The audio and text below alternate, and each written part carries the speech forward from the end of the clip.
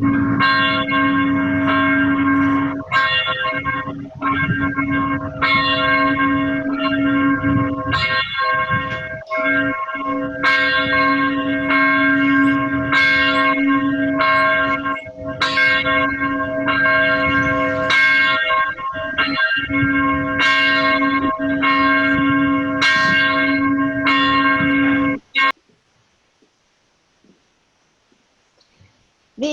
first scripture that Ryan read from Psalm 104 is marked in the book, which I came across it in the liturgy that we're using today, as a loose translation.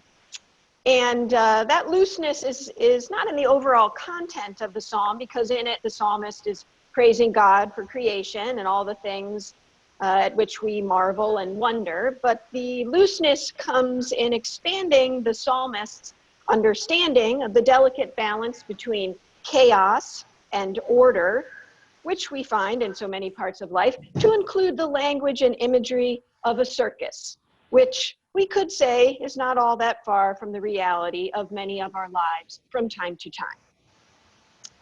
The service today, as it is every year, has not been unlike a circus in that there are many moving parts, a little bit of everything, a thing or two to ooh and ah about, and the inclusion and recognition of many, many people who offer a multitude of gifts to our church and the wider community. The three-ring circus that is sometimes our lives is full of color and music, familiar tastes and smells, and so much to see and hear. So I hope you have enjoyed the service so far, because our primary purpose in gathering today is to celebrate all we've learned together, both the teachers and the students of all ages, to celebrate our programs and the meaning that we find in creating, serving, eating, studying, learning, and thanking God together. And to celebrate all the effort, talent, and work that so many of you here today offered to make the experience of being the church together a good and a meaningful one. We're glad you're here, as the SALT Project video expressed in a simple and beautiful way. But now I'd like to turn our thoughts to a few specific things. I'd like to talk about parts of the two Psalms that I chose for today. I want to say some words about all the seniors graduating from high school and therefore moving on from FaithWorks. There are 8 of them, as I mentioned. And I also want to offer some thoughts to everyone listening about the things that we carry inside of us, which is why I titled the sermon, "A Bag to Hold It All." The seniors, as you know, will be receiving an actual physical bag, the blue one I just showed you. But our bodies are also vessels, and we hold all sorts of things inside of them. Things that we learn and wonder about, things that we wrestle with, and sometimes even things that we try to deny. But we are indeed vessels meant to hold it all, even when it sometimes feels like we can't possibly do that. Those times when our feelings and emotions feel like they'll burst out of us or overtake us. So don't feel badly if you find yourself struggling from time to time, or even for an extended period of time, with something you are carrying inside yourself. Just know that you were created to hold many things all at once. And so you will find a way to do that, even when it feels hard. Remember what we heard in Psalm 104. The heavens are stretched out like a great tent under which we walk what sometimes feels like a tightrope high in the air. But God, you have set our lives in a place of wonder and sawdust, and you cover all our deep falling with nets of safety.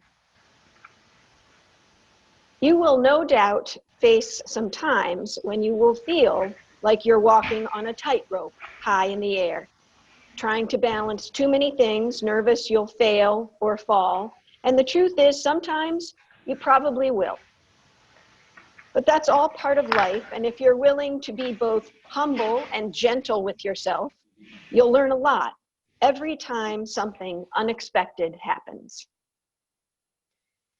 FaithWorks seniors, I'm not sure what the exact plans for all your different high schools are to recognize and celebrate the end of your time in those particular communities. So part of what I'm saying today are words about this community, about this church, and about FaithWorks, which you choose to make part of your life. You have chosen to make part of your life for several years now. And I hope that you keep making choices like that to cultivate community, especially choices that aren't the most popular or the most common, but ones that are meaningful to you and for whatever reason you choose. I also chose Psalm 139 this morning because I wanted all of you in FaithWorks, in particular, to take with you one small piece of scripture that you can keep at hand, something you can reference quickly. So I've placed a bookmark at that psalm in each of the Bibles I'm going to be giving out to the seniors. And I hope when you read it, it will remind you about who you are and where you've come from. The words of that beautiful psalm remind all of us that we are fearfully and wonderfully made, that no matter how far you may venture, travel, wander, run, or stray from home, from this Emerson Center or from God, you will never, ever be alone. God knit you together from the very start in your mother's womb, and then was with you as you were raised with love by your parents, your family, friends, and neighbors since the moment you took your first breath. There are now many who have loved you along the way, and those who will love you in the days to come, some of whom are out there somewhere, but you have not met yet. Think about that for a minute, all of you. There are people walking around on this earth who will mean more to you than you can imagine, just not yet. That's exciting, maybe a little scary too, but what a gift to look forward to as you set off on the next phase of your lives. As you go, each of you will fill your bags with the things that speak about who you are, the objects that are meaningful to you and that remind you of home or past successes, the things that support your pursuit of new adventures and passions, the tools you have learned to use and practice, and finally the gifts, physical, emotional, and metaphorical ones, that you have been given from the people who love you most, including your parents and siblings, your larger family, your friends, the animals in your care, and your youth group leader. So for those in this particular community of faith who may not know all of you as well as all the people I've just listed, I wanted to share a few words about each of the exceptional young men I have come to know and love over the last several years. Chris Blanchard.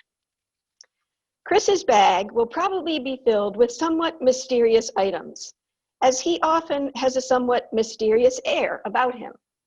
Well, it's either that or some form of distraction, but we in FaithWorks know that Chris, or Kit, as his family calls him, marches to the beat of his own drum.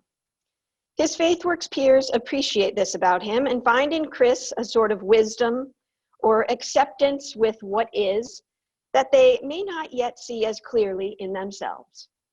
Chris offers a kindness that is not judgmental to all he meets, especially when we were serving on mission trips. He has a good sense of humor and can laugh at himself and take a ribbing from the group. If there's room, Chris might tie a lobster pot onto the side of his bag now that he recently learned how to cook them, and I'll let you ask him about how that transpired when you see him. Jackson Bridge.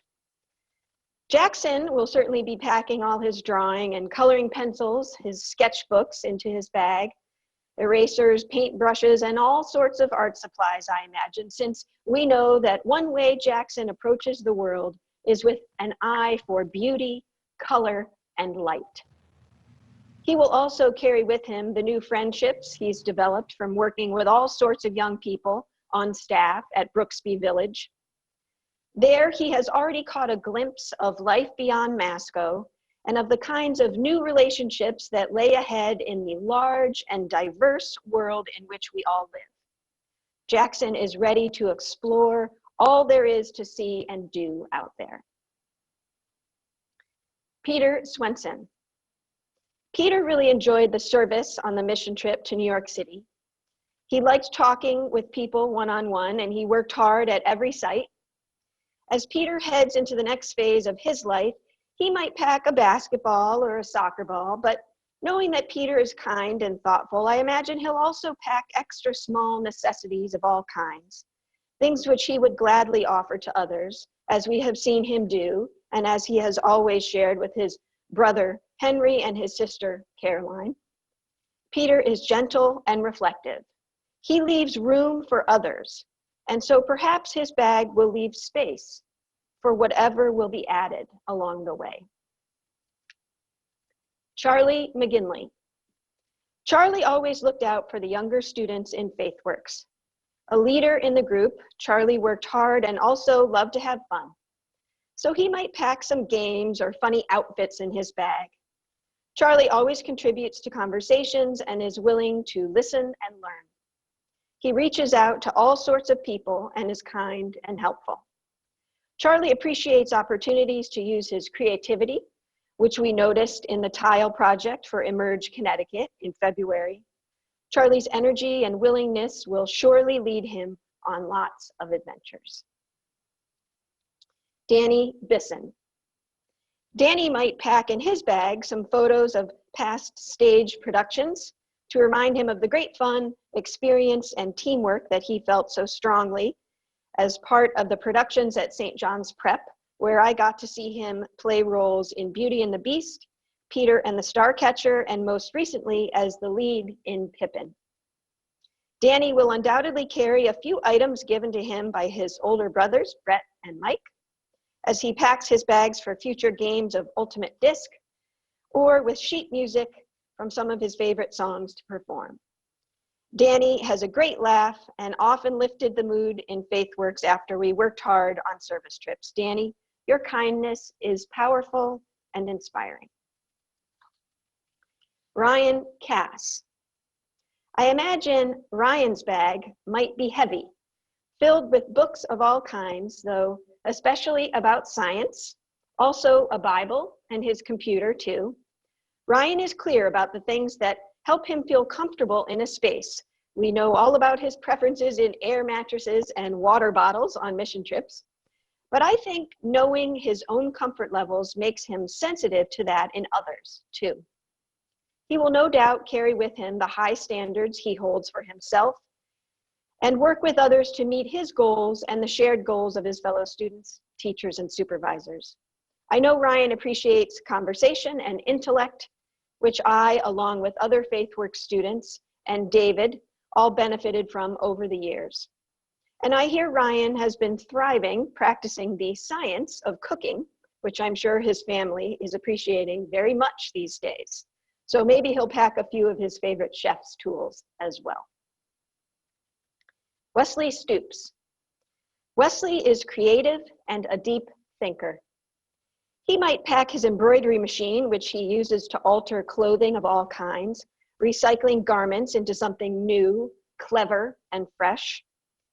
Carrying those skills with him in his bag will allow Wesley to try all sorts of new adventures, develop projects, and investigate ideas for new businesses. Dedicated to his own physical fitness, Wes takes care of himself and is a great example to his peers of how to do that. I hear he might also pack his fishing pole, since he's lately been trying his luck with that along the Rowley Bridge. Henry Mulholland. Always happy to lend a hand. Henry's bag could only fit a tiny fraction of the tools he knows and uses at home on the farm. He might also pack a few games along with his computer, which I know he has used a lot this past year for writing articles for the school newspaper. But along with those items, I imagine Henry might pack the things from home that comfort him most. Maybe a quilt or blanket, something made by his grandmother Mary. He will certainly pack clothes suitable for working, just in case there are new places where he can share his love for animals of all kinds and his knowledge in caring for them. I imagine Henry will also carry his usual pack items used on so many Boy Scout trips over the years, carrying inside of him all those skills and the training which will serve him well in so many ways, no matter which direction he chooses to move into the future. I wrote this sermon with our graduating FaithWorks students in mind, particularly because you are missing out on some of the milestones I know you had imagined for yourselves in graduations, celebrations, and goodbyes to high school friends and teachers. But I think much of what I've said today is a good reminder to each of us. You are fearfully and wonderfully made. Nothing you can do will separate you from the love of God. You are loved more than you may ever know or understand. You will be searched and known by God, by those who will love you deeply, and hopefully by yourself as you grow into who you are, who you will continue to become, and the dreams and plans in store for your lives. So to every one of you watching now, all who are members and friends of this church, and anyone visiting with us for the first time, we're glad you're here. You are loved by all of us and loved by God.